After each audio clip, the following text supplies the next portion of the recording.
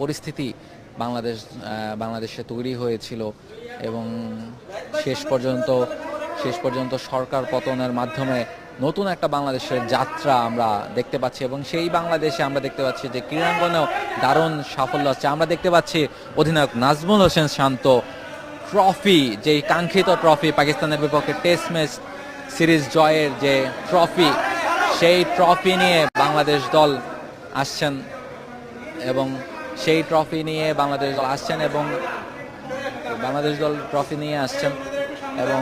সেই ট্রফি আমরা দেখতে পাচ্ছি যে বাংলাদেশ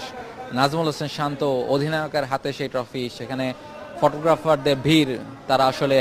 এই ট্রফি এবং অধিনায়ককে ফ্রেমবন্দি করতে চান।